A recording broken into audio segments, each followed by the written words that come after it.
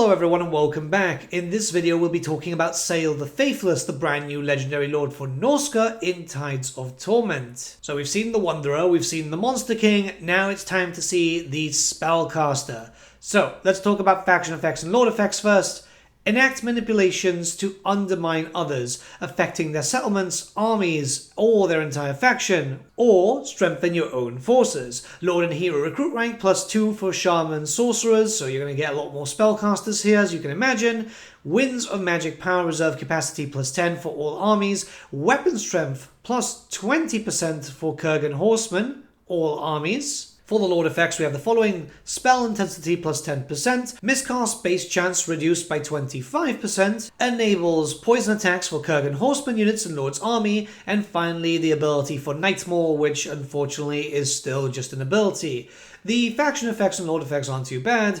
Lots of spellcasters. I would have liked a little bit of a reduction to upkeep for Kurgans though. Considering that you're going to be fighting Grand Cafe and there's a lot of walled settlements, if there was going to be incentivization for the Kurgans like there is, they should be a little bit cheaper for at least SAYL's armies. But there's definitely a lot to talk about, so let's not waste any more time and jump right in. SAYL is going to start in a brand new location known as the Mountain's End. This is 4 new settlements right above Grand Cafe. This campaign is going to gravitate you towards Grand Cafe, but you're more than able to ignore that if you wish and just make your way into Northern Chaos Wastes. Very similar to that of a Archeon campaign, for example, as most of the settlements that you'll be dealing with in Cafe, well, all of them, aren't actually a historic homeland, so unless you have a lot of spoils, you're going to make a lot of altars. That being said, altars are a very key resource, especially for your campaign, but we'll talk about that a little bit later.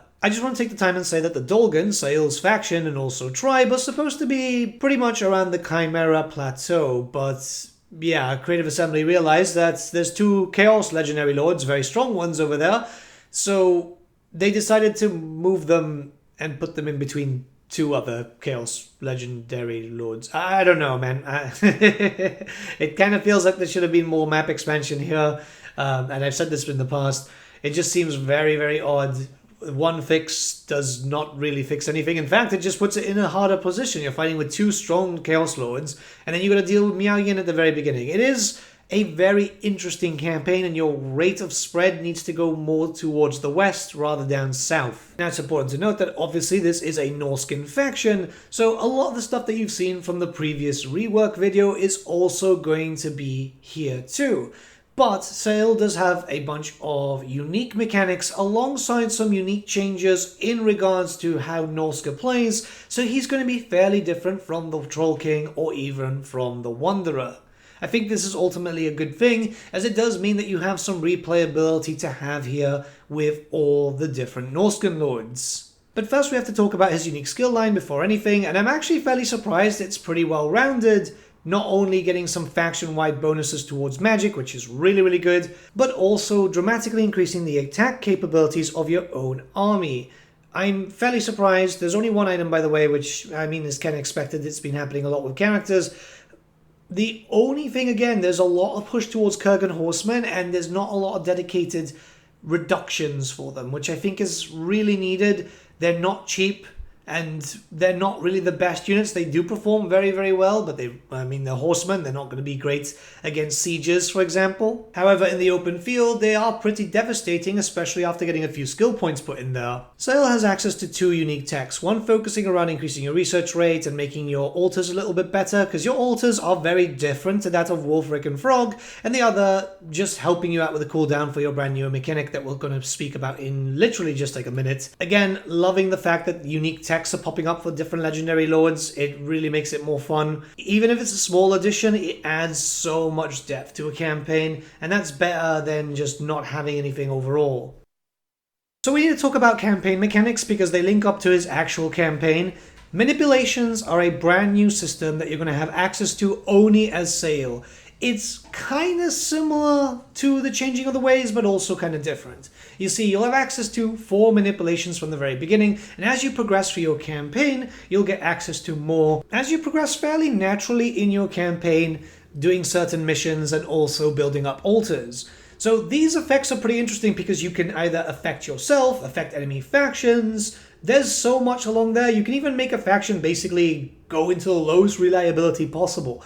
It's really cool. There is also certain risks to have alongside that, however. As you use these manipulations, effects might start popping up, events, and it's going to play very similar to a Zanbaijin process from the book where challenges will start to arise. Where, for example, early on, if you're only using a certain amount of manipulations, it'll be a small Norscan force, sometimes themed with that of a Chaos God, like for example the Crow. There are other effects, some negative, some positive, so don't you worry, it's not always negative stuff, where there's a chance, for example, of getting a sorcery hero, or one of your troops, your basic marauders, being turned into Chaos Spawn of a specific god, which is very, very useful. Admittedly, this can be a pretty big boon to you as summoning enemy forces, means that your character is going to level up a bit faster, you're going to be able to get a bit more cash, as the rate of cash for SAYL compared to the other two Norscans isn't so great, considering that you're pushing into Cafe in most cases, unless you want to deal with Kolak and Tamakon, which can be a bit brutal. So, you do have to be careful getting into the higher marks, as you can get some very, very angry Tzeentchian forces, because it'll start off with a basic force of like Norscans, and it'll go a bit higher to a kind of like Warriors of Chaos mixed with demons, and then like real full out there. It's definitely a cool system, getting progressively harder each time, and yeah, it can, if you stop using manipulations, it'll go back down.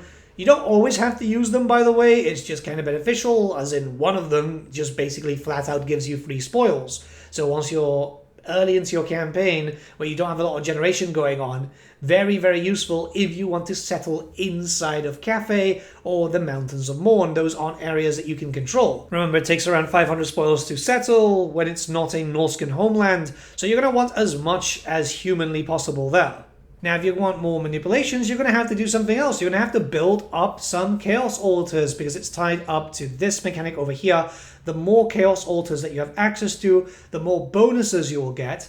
There's a lot going there. You'll notice Chaos Warriors for unit capacity and also basic Chaos Spawn. These are going to be fully undivided. There are also battles alongside this too, which some can be quite difficult. The first one for the Empire isn't too bad, as long as you've leveled up your character well enough, but it can be quite difficult depending on what you're coming with. Now, this could take a while, because in most cases you're not going to be building up Chaos Altars in Chaos Lands. It doesn't make sense. So you're going to want to push into Cathay for that, as your historic land is going to be the best place for you to start making extra funds to field extra armies. Your Norscan troops are not cheap, I'm not going to lie to you. You can basically start building altars as soon as you get to the Cathayan gates, and those are special altars which will have decent garrisons, so don't you worry about that. Altars are also going to be a very good way for you to get spoils per turn if you don't want to keep just raising settlements, as right now settlement raising is the most effective way to get your spoils up and running until you can get enough altars to just naturally generate them. Everything is basically tied in. So we're not obviously talking about like the rework system, because this is very different to the rework that you'll see with Wulfric and Throg. It's got its own campaign styling, and it's kind of cool. I think what needs to be kept in mind there is it does take a while until you're able to get everything up and running, especially when you start getting all those altars. It's going to need around 30 total. Basically, you need to get 30 settlements that aren't going to be normal settlements for you. Cafe is large enough, and I've been able to play through a campaign where I basically turned Cafe into just all Chaos Altars. It was actually kind of funny. And then I started pushing out into the Mountains of Morn and the Darklands with my own right there, just building normal settlements up and running. The battles are doable. If you wait, and you're perfectly fine waiting, because the level 1 manipulations aren't too bad, you're perfectly fine there. Though I would say jump into the second round, because it does help. It's an Empire force, and it's not too difficult as long as you know how to deal with a Steam Tank and a Luminarch, because, yeah, they can snipe and they can do a lot of damage to SAYL. You might as well just wait a little bit and get him on the mount, because the great thing about SAYL is he is on a mounted War Shrine Mammoth after a certain amount of time. Really doesn't take too long to level up.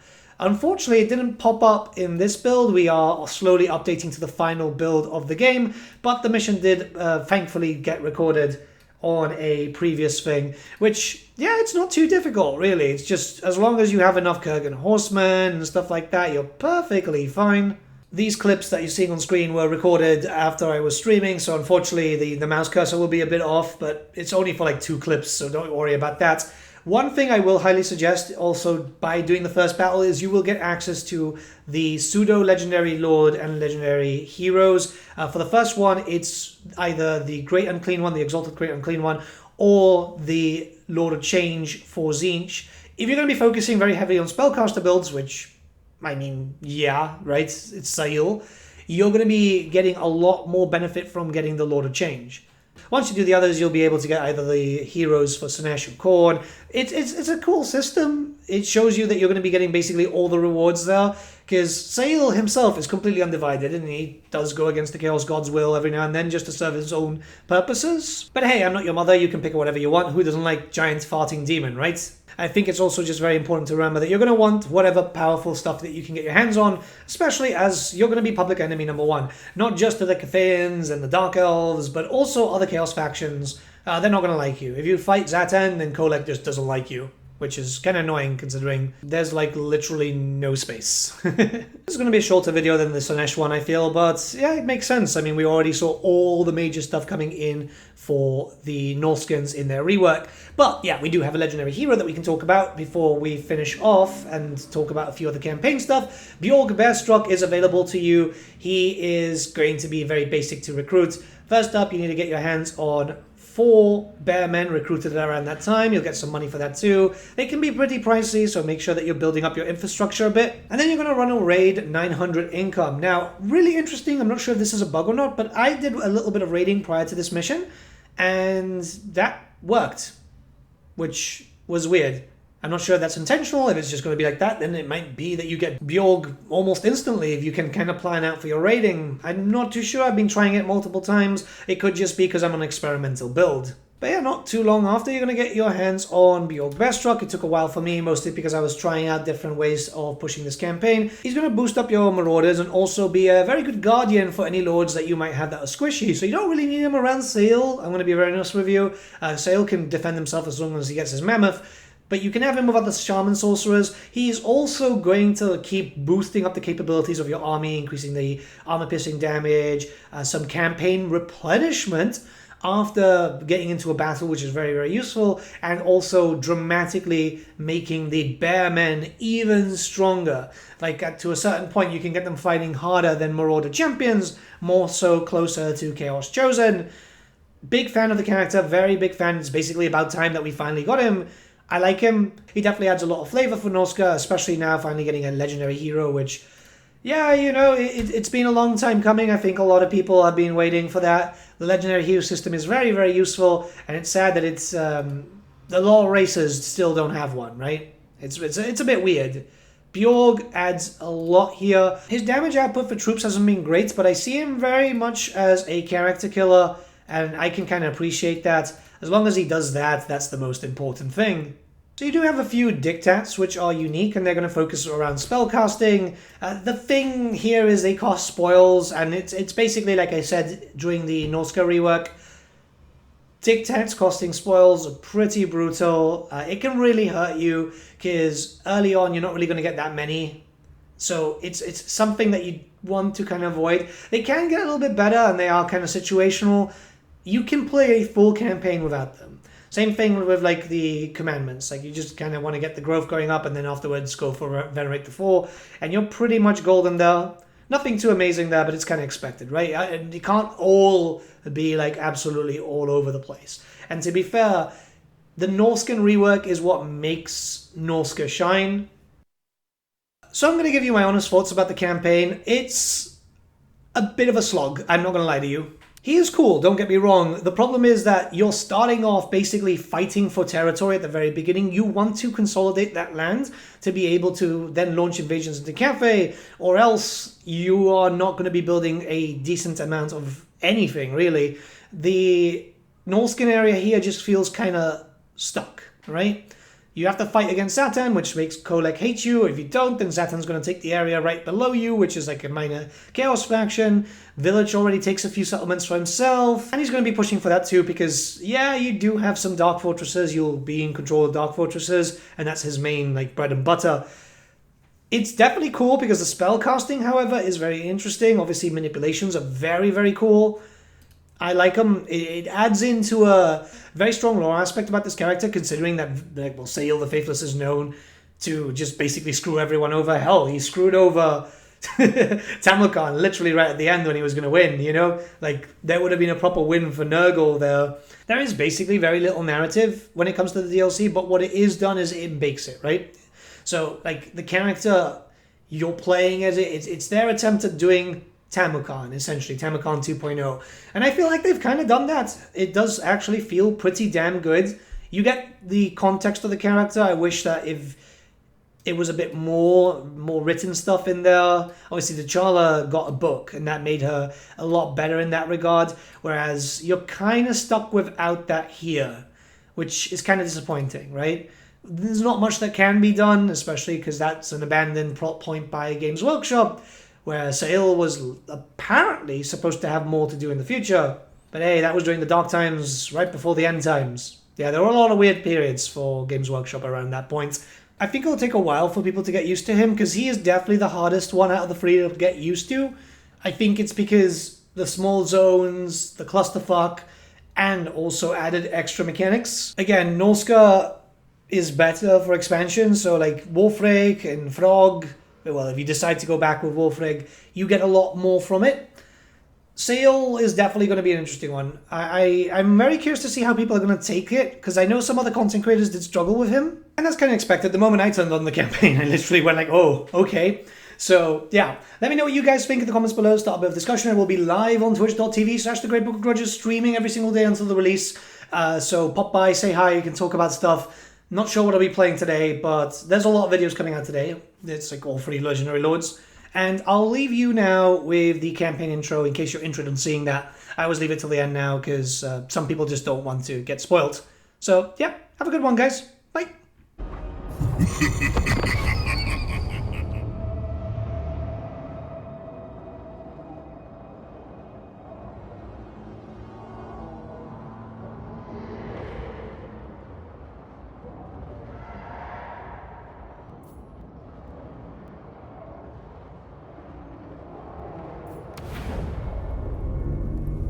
The path to glory in service to the Chaos Gods ends in ruin for anyone who follows it in blind faith.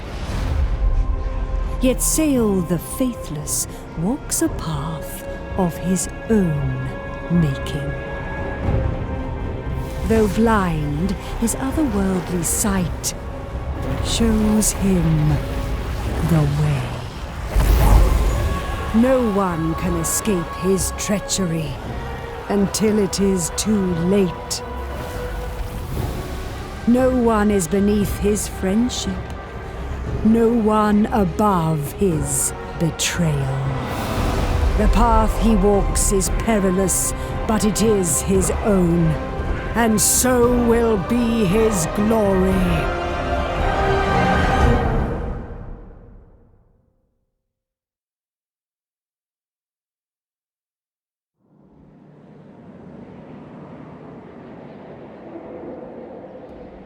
The greater my goodwill, the greater the pain I hold in store.